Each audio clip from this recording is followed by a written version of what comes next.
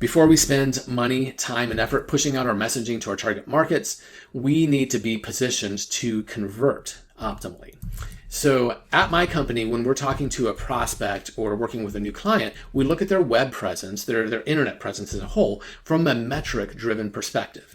Our process takes the subjective perspective out of play. So, like, do we like this website? Doesn't really matter. Is this website good? How do you know if the impression of one person's opinion versus another person's opinion is this good? How do you rate that? So we've worked with many clients in the past who have a very specific idea about what their website should look like, the colors or layouts used. And honestly, when somebody cares so much about a specific hue of green or a page layout that looks this way or another way, for a while we struggled to convince a client that we should let the market decide with their dollars. But over time, we've been able to take a step back and look at, for businesses approaching this consumer market or for this size B2B market, we're now able to determine ahead of time with a fair degree of certainty what is going to be effective at converting a client's lead to a prospect and their prospect to a client. We look at the entire customer journey, somebody that doesn't know our client exists, to know, like, and trust our client, to go to a website and take that next step. So what we often advise to our clients is to let the metrics or KPIs drive the design vision, because when we're allowed to let metrics drive design decisions, we get a lot better results, which is actually what our client is after. People stop caring so much about their specific favorite color of green or blue or whatever, and that's when they start to see results, which is really what they want. What they want is success. It's ROI. And these are the kinds of things we help our client with.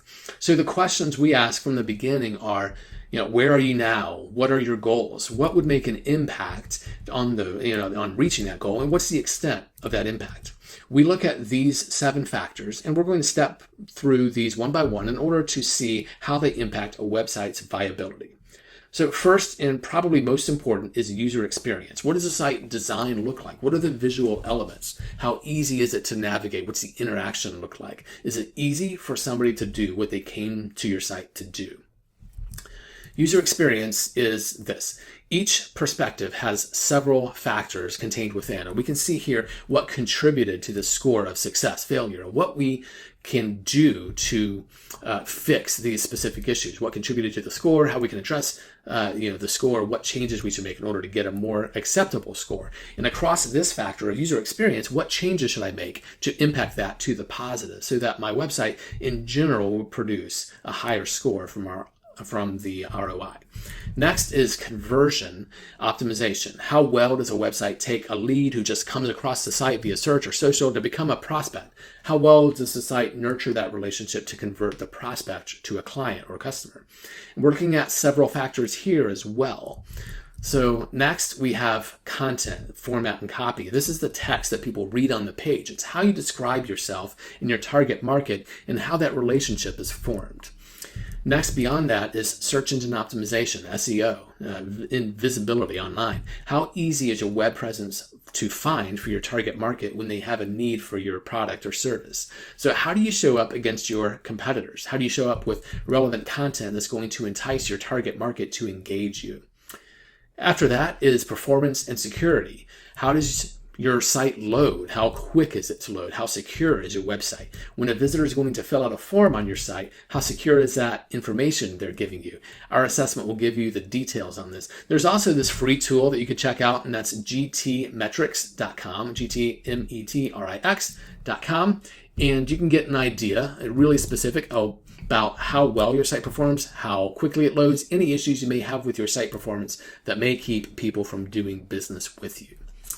Next, we have accessibility, and this refers to the practice of ensuring your website is usable by people with differing levels of ability. So that might be people with sight or hearing disabilities. It might be somebody that doesn't have use of their arms or doesn't even have arms. Who knows? Websites and web browsers are now amazingly capable of serving people who are differently abled if there's proper attention paid to making that website content available to everyone.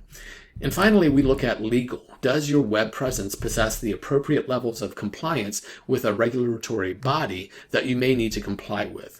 So what levels of compliance should all companies meet, such as GDPR or CCPA, with regard to data and privacy, or professional services such as law firms or medical or financial space that have specific levels of compliance that they specifically need to meet in order to be in good standing with their regulatory body? We look at that as well. Many verticals need to ensure that they are meeting those regulatory standards so that they don't lose their bar license or their ability to do what they do for a living.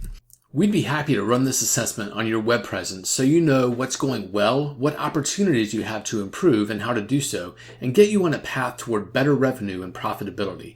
Just go to dominate.marketing and select the assessment that is most relevant to where you are in your business. As always, I'm Rob Riggs with Code Conspirators, and I'm here to help.